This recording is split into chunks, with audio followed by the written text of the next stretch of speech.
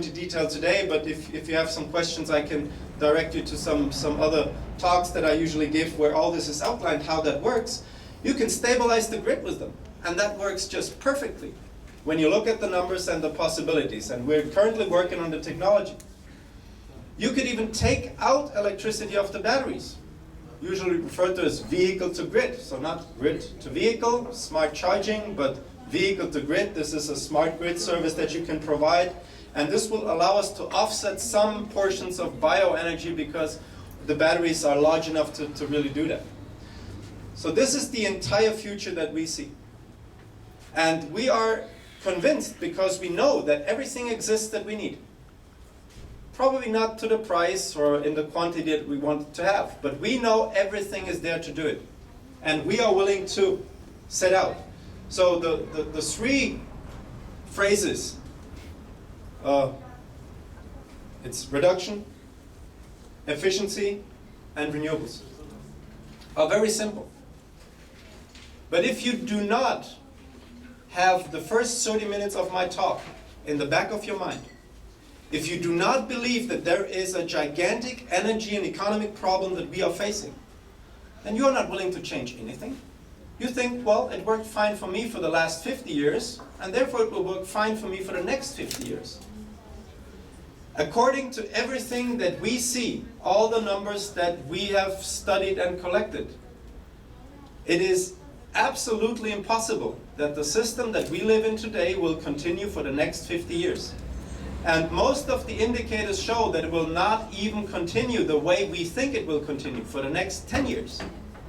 So change, to borrow a phrase, is very important, and we hope that you will help here in Bulgaria to make this change happen in your country, because don't expect somebody else to solve your problem.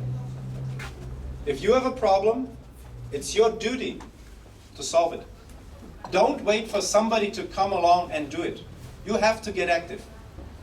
Waiting, sitting there and waiting for somebody to come along, wave the magic wand and everything is okay, is not probable. It's not even likely.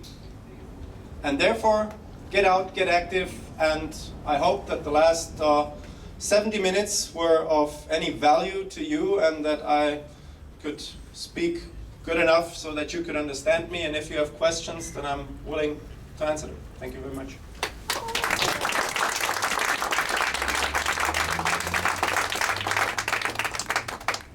Okay.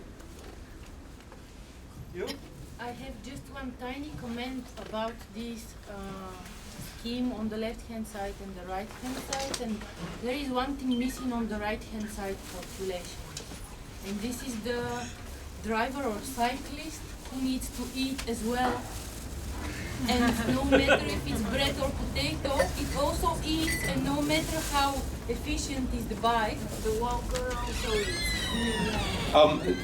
You know what I mean? Yes, I know what you mean. That's the typical, let's say that's the attempt to try to find a mistake in there, but I'm sorry to tell you that this is not the mistake in there, because if you do not produce energy and you need to drive, so if you just stand here, you have a consumption, and that consumption is necessary to keep your body warm. But it is not necessary to heat your body up to 60 degrees, then you will die. So 42 is the limit. So if you would remove that energy, and I don't know how it's called in English, but there is a base consumption of the cells that produces a certain amount of heat that is always there. But that's not included in the calculation. We've only added the energy that is needed to propel the person. So the energy that you need to keep your organs active is not in the calculation, neither on the left-hand side nor on the right-hand side. Now you could argue that a little portion of the energy that is needed to keep the body warm is missing. But then we are starting to split hairs, because if you live in Africa, then it's not your problem to stay warm, it's your problem to remain cold. If you are in Alaska, then you need a lot more body energy to stay warm. And so the variability of these numbers is huge, so no doubt about that. But you have drawn the wrong conclusion. The argument was not to say cycling is bad. The argument was to say don't be afraid of electricity. So don't look at the reverse. Don't reverse the argument, because I know that